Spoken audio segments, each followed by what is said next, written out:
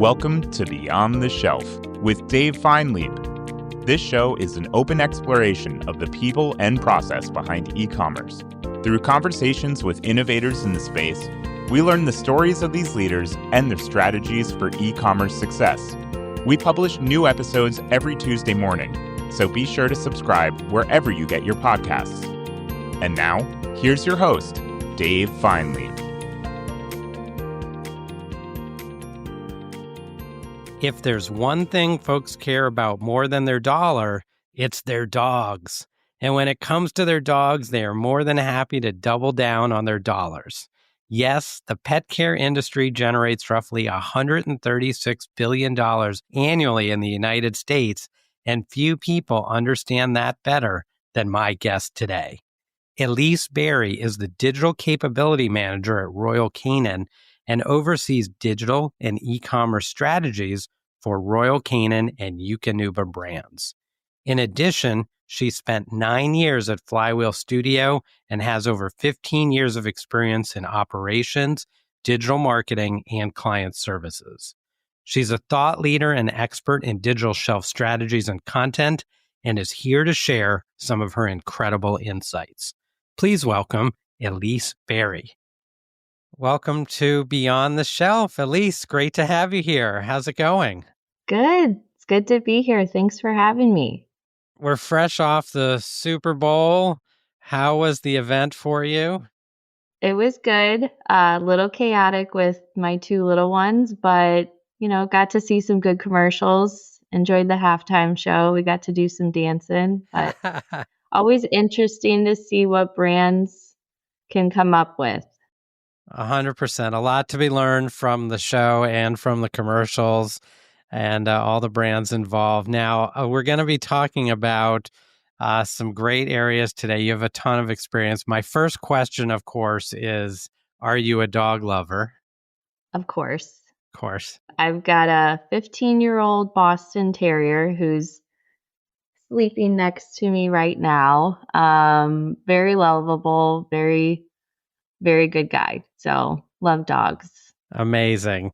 Now, I want to talk a little about dog food, and then I want to talk about your experiences, which are incredible. This product is a physical product that, as we know, used to be purchased very heavily at supermarkets, in store. Is that still the case? Are people buying more online, or how are things different now in the area that you're in? Yeah. So, I think for a lot of us, we've seen the shift from brick and mortar to e-com. Definitely no different with pet food. We're seeing that gap close. I think in 2020, it was like 80% was purchased brick and mortar. And now it's more like 60-65. So seeing that shift move over to your e-commerce business. And also, when it comes to pet food, a really big shift is coming into play with Gen Z. So for, anybody in that space, understanding that consumer and their behaviors is going to help you get ahead of things. TikTok is becoming a search engine, one that's more preferred over Google for Gen Z. So that's definitely an area to keep an eye on. When you're thinking about the brand, what's something you would do differently now, taking into account something like TikTok that you might not have done, or that a brand leader might not have done just a few years ago? I think for a lot of us, we're making decisions with a very rapidly and changing environment. So I think it's hard for most brands to say, oh, I would have jumped on TikTok right away. But I think something that a lot of brands today could be doing is thinking about how something like AI might be a future, element of your business. And so I think for a lot of brands, TikTok wasn't something you jumped on right away unless it just was like a very clear marketable product. Right. I don't think 5 years ago somebody would have said pet food is going to be on TikTok. Right. There's a lot of pet food influencers out there, really kind of people in that category. But we're talking about AI a lot. And I think that's something that every single brand should be kind of thinking, how does this play into my business in the future? And is there something I should be doing today? And really, that's probably getting your foundational data in a really good spot. So if there's a tool out there that really makes sense, you have the ability to have that good data going in, good guardrails, good guidelines, so that you can scale that process. Now, you like to use this term digital presence. Will you tell us what that means and how we should be thinking about it? Digital presence is really going to encompass how are you appearing to that end customer online, and all those different facets. And I think for a brand where, a consumer brand where you're wanting to build loyalty with your consumer base, everybody on a brand team or on an e-commerce team is thinking, how do I get that customer? How do I ensure that they are a loyal customer to me? And so thinking about the awareness, do you have a new innovation coming out? Are you talking about that in different places and auditing that? How does a consumer really resonate with this? And a lot of times you go online and you look, and there's people out there saying negative things.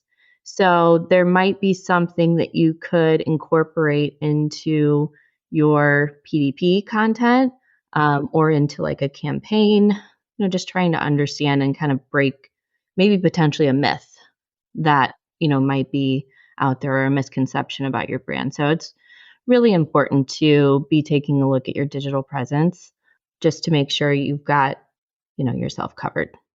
How do you like to do that? Do you kind of comb through the reviews? Do you use different tools, or what's the best way to understand how consumers are thinking about your brand?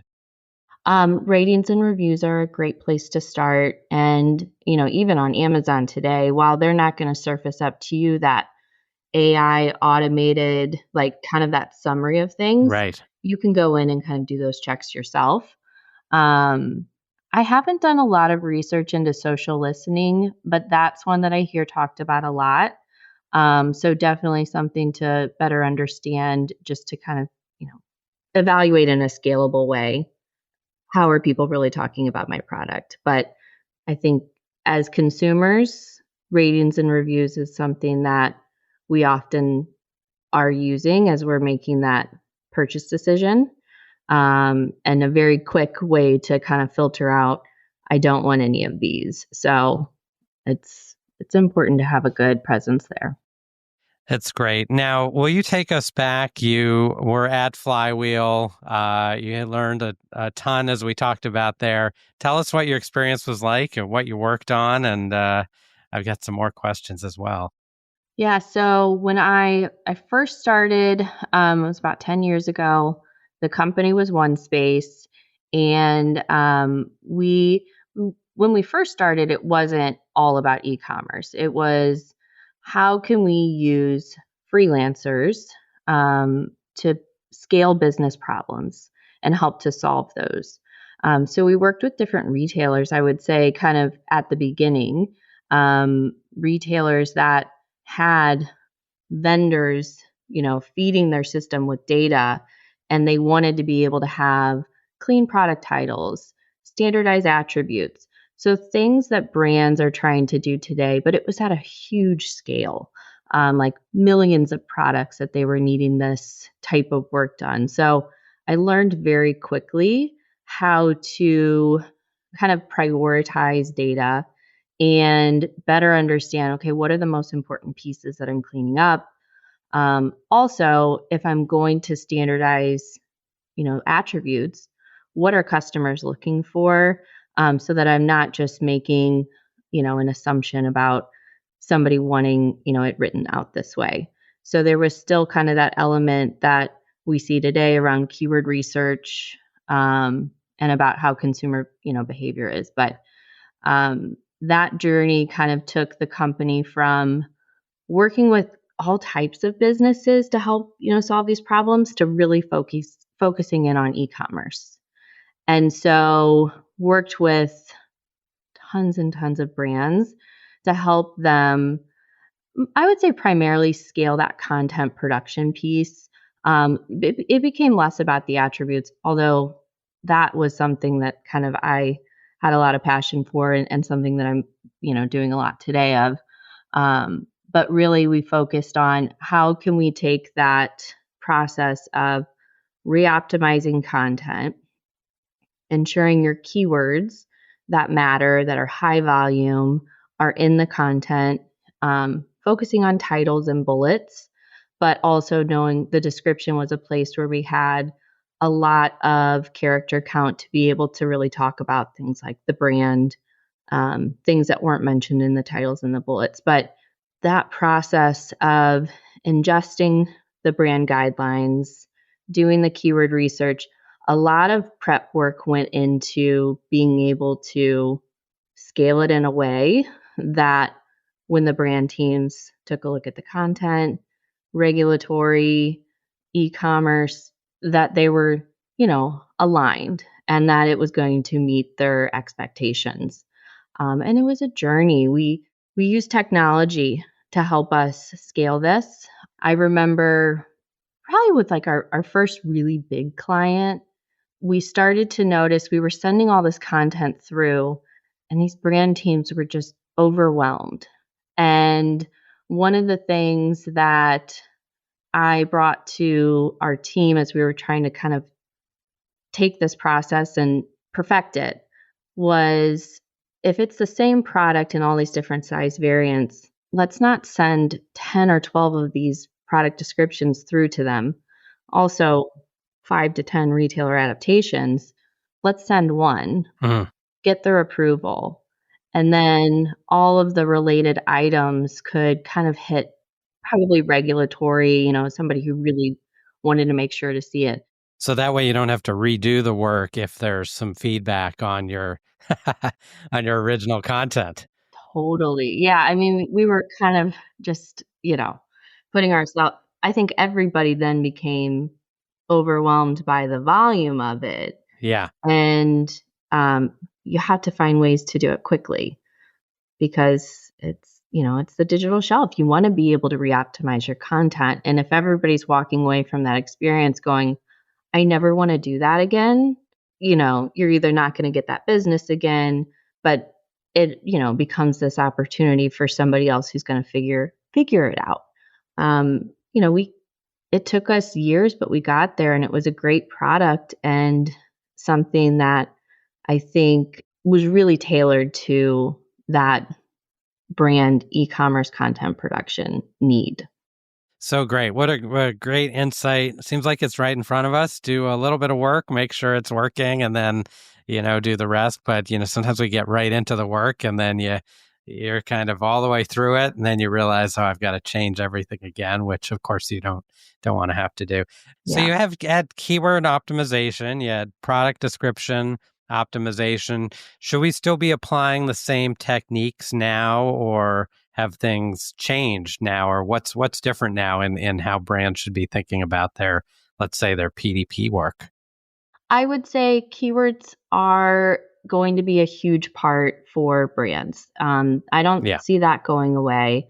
I think for brands, being able to prioritize your PDP, your titles generally are going to be so important. Retailers are starting to really leverage add to cart from the search results page. And so understanding by retailer, where's my title getting truncated? How does it look on mobile versus desktop? Generally speaking, these are indexed much higher with the retailers. And so going in, doing some audits, I'm sure most brands have a set of keywords by category that they're tracking. And so are those keywords in your titles that are important and high volume? There's lots of things that you can do either with software or just Excel to be able to kind of lay that out and better understand what titles have the biggest opportunities. Amazon just released a character count reduction, which for a lot of brands is really impactful because most brands are saying, I want to fill up all the character counts that I can. And if you have to take without 2 or 3 keywords, not only is it challenging to make the decision of what keywords come out, but also it's time consuming to be able to get your keywords reoptimized for these new requirements, run that through your teams to review it, and then syndicate it and monitor, what was the impact. But I mean, you have to adhere to the guidelines. And I think for a lot of brands, focusing in on your titles to kind of see what are my opportunities. And there are brands out there who are leaving characters on the table. So can you add another keyword or two in? And I think a lot of this work can be done either with a provider that you're already using to measure the digital shelf, or through Excel. If you've got somebody on your team who can kind of help you lay it all out there and kind of summarize where are the biggest opportunities.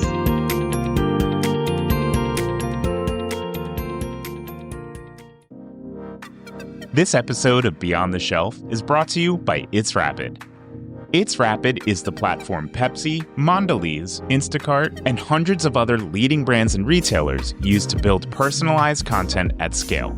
Whether that's images, videos, or product descriptions for their product detail pages, shoppable videos or banners for their digital ad campaigns, or sell sheets for sales enablement, brands that use It's Rapid are able to produce high-quality, on-brand content on average more than 80% faster than category competitors. To find out more, please visit itsrapid.ai.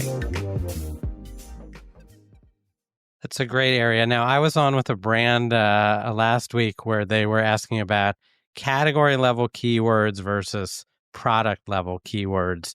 Do you recommend that they do both? They kind of focus on one or the other, or how much work do they have to be doing on specific items versus, let's say, keywords that are most important for that category? So I would say it depends on the category, but I would feel pretty strongly about kind of taking the time to, go into the product level keywords and you get your list pulled together and then you pull in what data you can. Right. Either through your service providers who are helping you measure the digital shelf. Amazon provides some data on search volume. And then, what also categorizing them by, is this a conversion-based keyword? Is there enough search intent with these keywords? There are certain terms out there like a vitamin. You might have a product that has vitamins, but what is somebody really looking for when they search the word vitamin? So is there enough search intent in there to be able to really say, like, this is something I want to monitor. This is something I want to work with an agency and incorporate into my content.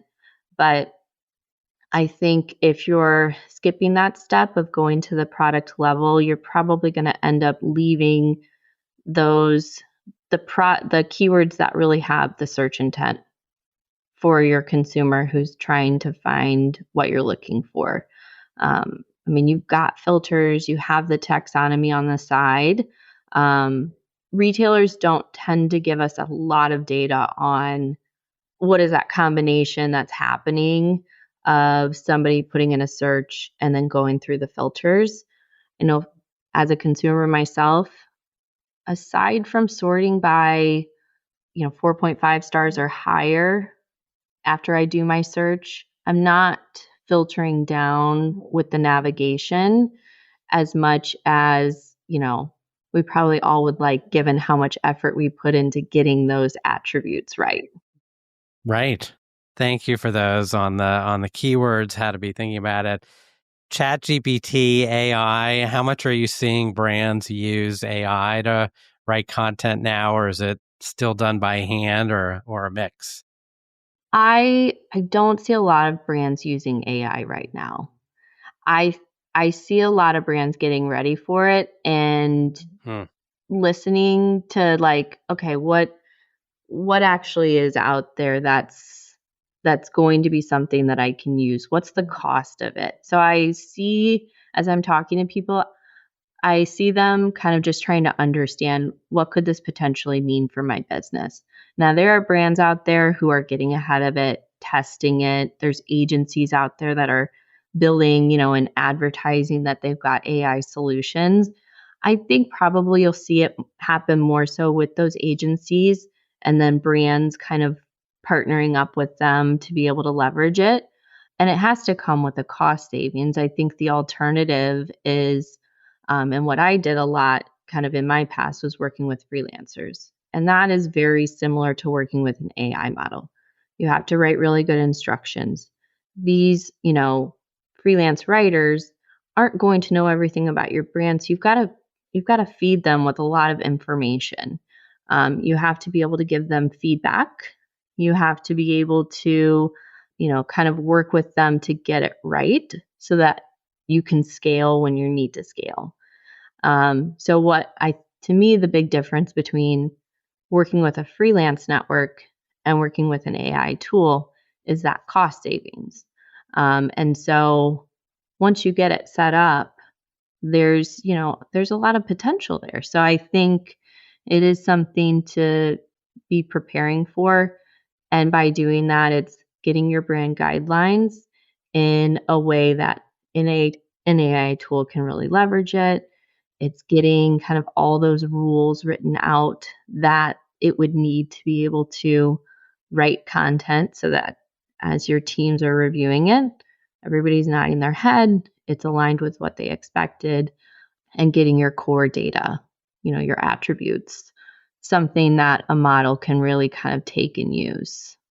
Another area we talked about when we were discussing topics for the podcast was this idea of playbooks for brands and kind of e-commerce playbooks. Will you tell us about those? What's usually in them? Why should I be using one? And if I don't have a playbook already, how do I put one together? I love playbooks. I love them. So some of the best ones that I've seen are really going to kind of just, it really would be like if somebody new joined your team and they really needed to understand, okay, how are we thinking about our entire e-commerce ecosystem? What is our content, process, which we've talked a lot about, like what are the steps that we take? Right. And then for each retailer, what are the guidelines? So for my category, what's my title count? If I have a title formula, what is that? For my bullets, what are the types of things I'm putting in my first bullet, second, third, fourth? Something that you could easily share with an agency so that they can take it, digest it, and make sure that that's what they're incorporating into their content strategy. But then also, these retailers have different syndication deployment processes. So I think the playbook is a really good place to start incorporating some of those processes. Are you using a PIM like Salsify and deploying out through direct connections? Or do you have a manual process through a retailer portal? And I think the other thing that can be important to note there is how long does it take for that content to go live after I send it to them? I mean, there's some retailers, it's 2 weeks, and for Amazon, it's 24 hours, like less than 24 hours sometimes. So for somebody on your team to be able to pick that up and kind of understand, what are the intricacies of the e-commerce process. And then I think, kind of the bonuses, the nice things to add in there in addition would be, here's the team that supports this. Here are agency partners. Here's our software providers, a little bit about them, just so that people kind of have a good idea of like the full landscape of things. Sort of the operating model for everything from the content itself to what should I expect on the timelines, when should I be seeing these updates, and then what's my tool set. Mm-hmm. We might want to follow up with you to put some of these playbooks together. So thanks for sharing that. You mentioned Salsify and syndication and different retailers. What are your expectations today when it comes to getting content live? Is that well known at this point, still a work in progress, or what's it like? So I think with every process in e-commerce, you've got to sit down, you have to prioritize things. So for me, one of the best tips that I can give a brand is if you're using something like Salsify, or even if you're not, you've got your own syndication processes, make a list of all the retailers that you're working with and then list out, if you're using Salsify, do they have a direct connection or not? And do I have that set up or do I not? So you can begin to prioritize, your most important retailers and start to identify, okay, what are the things I want to focus on this year? Is it I want to do 3 of these direct connections? Or do I want to, focus on trying to create more efficiencies for my team where it is more manual? Because if it's a retailer where you're going to want to be pushing new content out, especially if it's not going to be like, here's a batch of 100 products. If it's going to be like a little bit more sporadic, Right. You might want to really focus on how can I create efficiencies with some of these retailers that are a little bit more manual, and take a little bit more effort to get that work out to them. So perhaps do a little bit of optimization while you're doing the work, if it's something you're going to be repeating in the future. Yeah. So many great topics that I could ask you about. Before we wrap up, I've got a fun quiz for you, hopefully fun. Our producer named it the Pup Quiz, and we got some fun questions about the pet industry. Here we go. So the first one is, what is the most common dog breed in America according to the American Kennel Club? By the way, I didn't know the answers to any of these, so I'll just put that first one out there. Okay, so I'm pretty positive it's French Bulldog on that one. Now, the other thing is I got to go check my email for the answers, so we will put them in the show notes for our listeners, and they can check their answers. All right, on to our next one. On average, how much do dog owners spend on dog food each year? I'm going to say $600, and that might even be a little low. Little low, yeah, right. I feel the same, right? I mean, everything's just so expensive. Yeah. And our pets matter to us a lot. So, and which of the 3 are one of the most popular names for a girl dog in the past year? Fluffy, Luna, or Sugar? I'm going to go Luna. Luna. All right, perfect. And which of the 3 of the following are one of the most popular names for a boy dog in the past year?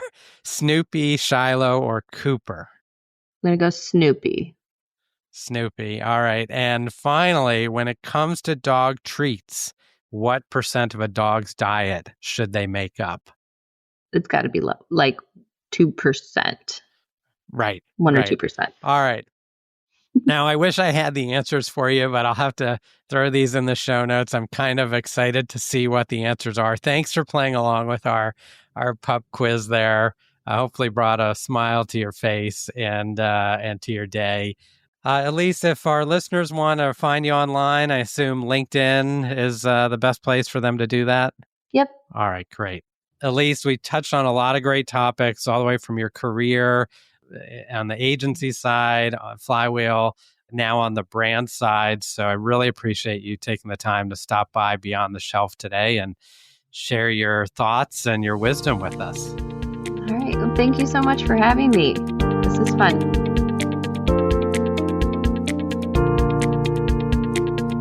That's it for this week's episode of Beyond the Shelf. If you enjoy the show, be sure to like, subscribe, and leave us a review. It really helps us grow. And feel free to share us with your colleagues so they too can hear weekly perspectives from the brightest minds in e-commerce. You can also check us out on LinkedIn, where we post clips from each episode, share Dave's takes on breaking industry news, and much more. Beyond the Shelf is a production of It's Rapid. Our host is Dave Feinlieb, and our producers are Sean Levy-Ashvili and Jake Musiker. Thanks for listening, and we'll see you next time on Beyond the Shelf.